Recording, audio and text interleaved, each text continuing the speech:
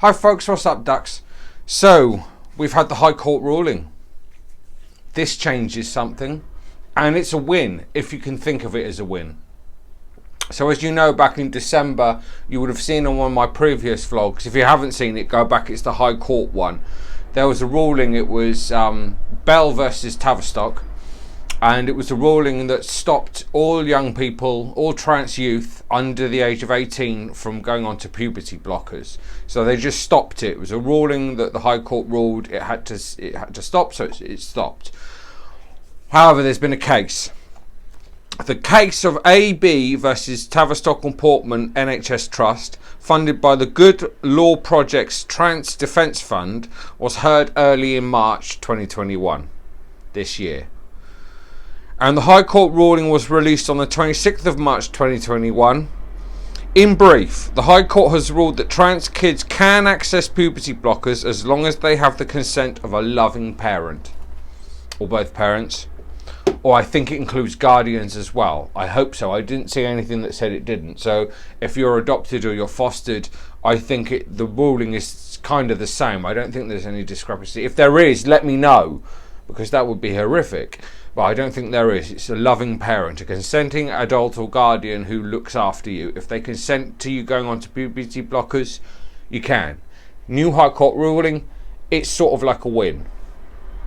Bell versus Tavistock still kind of stands. So if you are okay, so if you're a trans youth and you're about 14, 15, the law states that unless you have the consent of a loving parent now, you can't go on puberty blockers because you are not of an age mentally sufficient enough to be aware of the whole process that involves. It's just a load of crap, but yeah.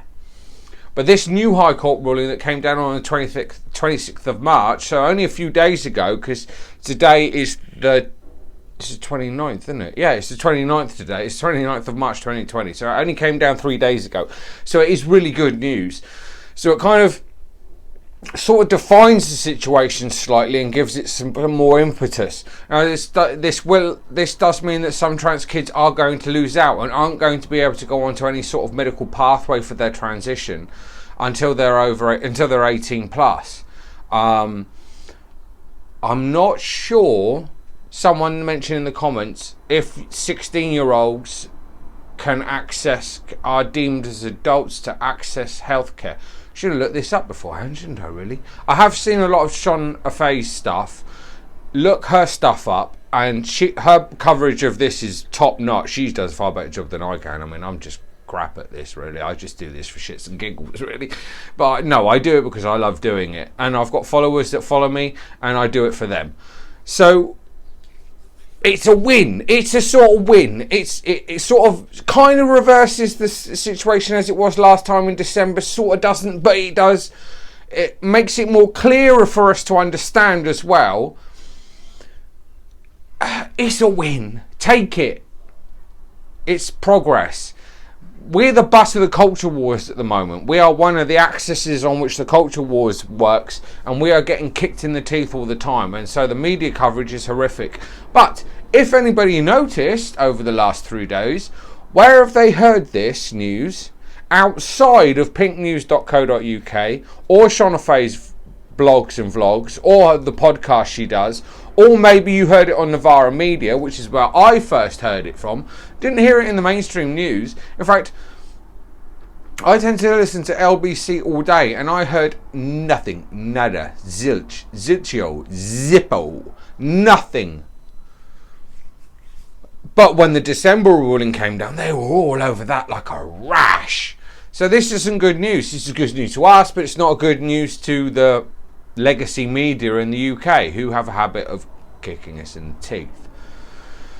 So I'm taking it as a win. It could be better. We've got a long way to go. We've still got rights to fight for, and as you know, it's not over yet. The abuse, the vilification that our community, the trans community, receives in the press is kind of horrific. And a lot of people, especially in America and in Europe, look at us and think Britain's going backwards in its legislation and its treatment of trans people. that's what it looks like. It tends to be what you get when you have over 10 years of Tory government and austerity rule. You voted for it. I know you didn't, but a lot of people did. And nobody in this country, on the whole, votes for their own self-interest.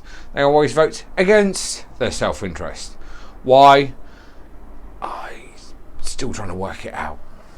But this is a win. So it's been defined in law.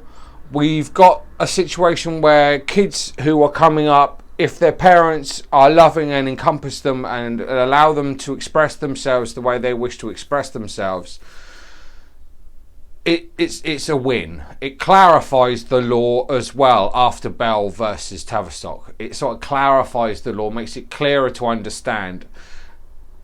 I just think if you have parents who aren't supportive, you are still going to have a hell of a time, and my thoughts are with you. I wish these two court cases never had to come about and legislation could have been introduced to smooth all this along, but you can't have that under a Tory government, and it's just what it is. It's just a Tory government. I was born in 1976. Most of my life has been lived under by some form of Tory government, whether it was Thatcher or Major or David Cameron or Theresa May or Boris Johnson, all that lot. I've only known three. I didn't know Wilson when I was born. I was a bit too young for Wilson. He was the Prime Minister who was ruling the country when I was born. So technically, I've only really known 4 Labour MPs. Callaghan, Wilson, not in this order. So it's Wilson, Callaghan, Blair and Brown. And all the rest have been Tory. So I'm kind of used to this. This is one of the reasons why I do these vlogs, because I know it irritates people on YouTube because they don't like me saying the Tories are bad. They want me to be, oh, isn't the neoliberal order such a lovely thing to live under? So it's a win. We go on from here and we fight more. Trans rights are human rights.